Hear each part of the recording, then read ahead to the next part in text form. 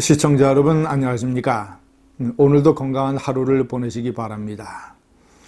이 대북전단 사태는 대한민국에 과연 영혼이 있는가? 국가정신이 있는가? 이런 문제가 국내외 사회의 시험대에 오르고 있습니다.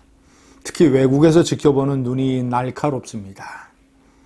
이런 사태에 대한민국의 정부와 국민이 어떻게 대처하는가? 벌써 많은 우려와 비판이 나오고 있습니다. 특히 미국의 인권단체 그리고 한반도를 워치하는 한반도 전문가들, 미국 의회, 특파원들의 보도에 따르면 여러 가지 측면에서 문제를 지적을 하면서 한국 정부가 이런 식으로 호들갑에 가까운 인권 포기 대응을 하는 것에 대해서 대단히 비판적입니다. 저는 상당히 이번 사태가 어떤 이 대한민국의 이 정신, 본질 이런 것들에 관한 커다란 혼란과 이 어떤 실망, 개탄, 질타 이런 것으로 이어질까봐 걱정입니다. 제가 우선 이 혼란의 사태의 여러 측면을 좀 정리를 해봤습니다. 첫 번째, 이 문재인 좌파 정권이 대응하는 것 보면 호들갑도 이런 호들갑이 없습니다. 어떤 이 북한에 대한 이 대북 전단 사태를 어떤 식으로 개선을 하고 어떤 식으로 잘 가지고 가느냐를 연구하는 것도 시간을 가지고 신중하게 합의를 도출해 가면서 뭐 이런 식으로 해야 되는데 협박을 받았다고 해서 김여정이가 막말과 욕을 하고 북한이 일주일 내내 대남 비난 성명을 발표를 하고 그리고 이 통신선을 끊고 개성공단과 또는 이 남북 군사 합의를 없애겠다라는 협박을 하고 군중 대회를 열어서 여러 가지 또 협박의 강도를 높이고 이러니까 대번에 납작 엎드려서 완전히 굴종적인 자세를 취하고 있습니다. 북한의 신종 4종 이 핵무기 위협 세태에 관해서는 별반 강력하게 항의도 못했던 이 국가안전보장회의가 어제 회의를 열어서 대북전단 살포를 엄정히 단속하겠다고 이런 식의 결정을 또 내렸습니다. 코미디 같은 일도 벌어지고 있습니다. 지금까지는 멀쩡하게 아무런 위법이라는 것을 거론하지 않던 정부가 세 가지 법에서 위법이라고 난리를 피우고 있습니다. 첫 번째 남북교류협력법. 이 법에 따르면 대북으로 반출되는 물자, 예를 들자면 뭐 전단 또는 페트병 안에 담아서 보내는 이 쌀 또는 달러 이런 것들을 대북 반출 물자로 규정을 해서 이것을 사전에 통일부에 신고를 해야 되는데 신고를 하지 않았다. 자, 두 번째는 항공안전법. 이 소형 경비행장치, 이 드론을 이용을 해서 전단을 살포하는 행위, 이런 것들이 항공안전법의 위반이다. 세 번째는 가장 코미디 같은 것입니다. 공유수면법 위반. 북한으로 날려보낸 대북전단이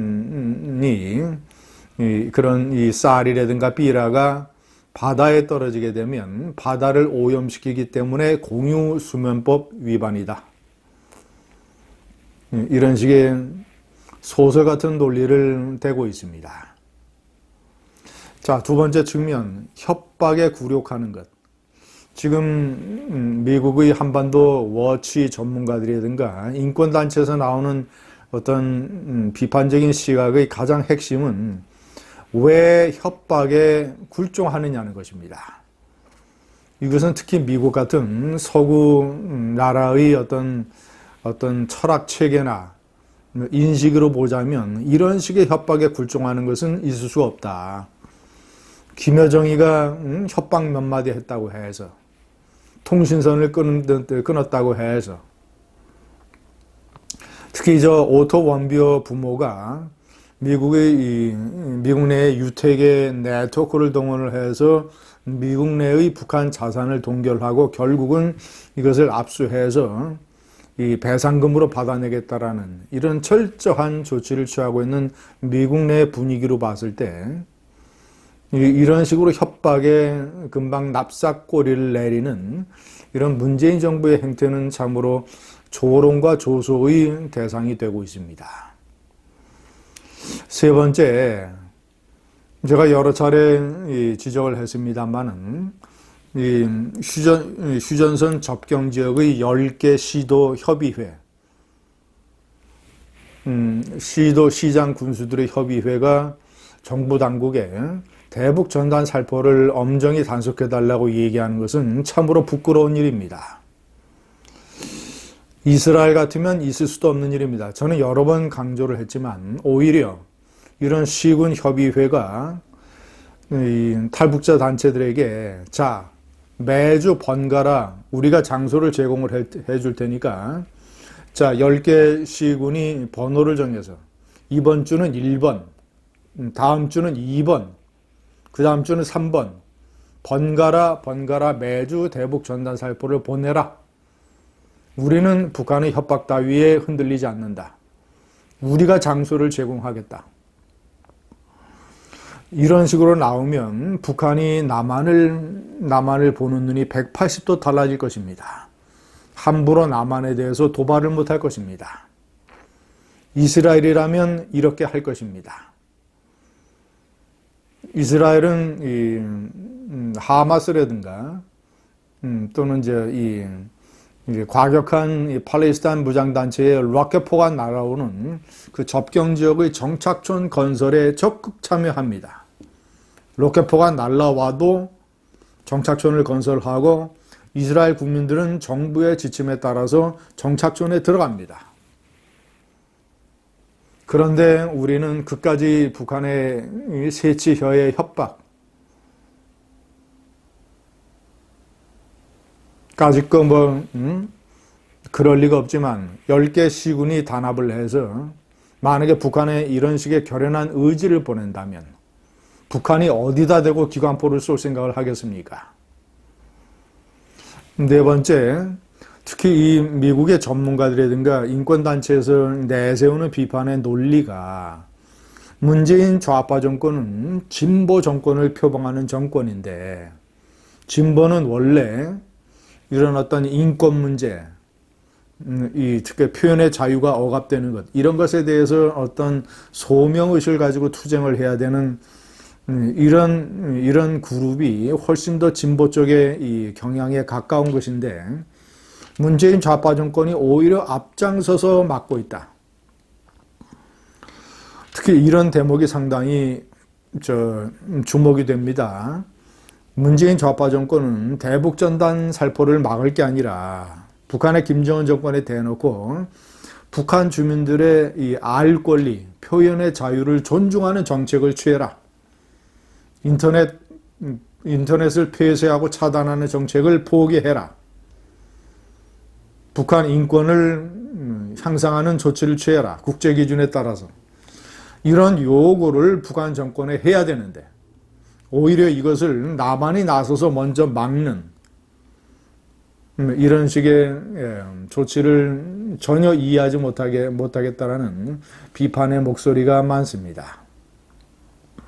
자, 마지막으로 탈북자들 당연히 헌법상 한국의 국민들이죠. 탈북자들을 보호하고 지원하기는커녕 이 좌파 정권 들어서 탈북자들을 엄청나게 탄압하고 있습니다. 지난해 미국에서 열리는 북한 인권주간 행사에 참석하기 위해서 가야 되는 이 한국 내의 북한 민주화운동, 탈북자들 인권운동 단체, 이 지도자들의 비행기 값을 이 문재인 좌파 정권 통일부가 차단했습니다. 지원하는 정책을 끊어버렸습니다. 그래서 제가 김진TV를 통해서 박상학 자유북한 운동연합 대표를 포함한 이들이 갈 수 있는 비행기 값을 우리가 모금을 해주자라는 캠페인을 벌였었고, 많은 시청자분들이 호응을 해서 그 수천만 원에 달하는 비행기 값의 상당 부분을 조달할 수 있었습니다. 다시 한번 말씀드리지만 대북전단 사태는 대한민국이란 국가에 영혼이 있는가? 이런 중요한 질문을 던지고 있습니다. 감사합니다.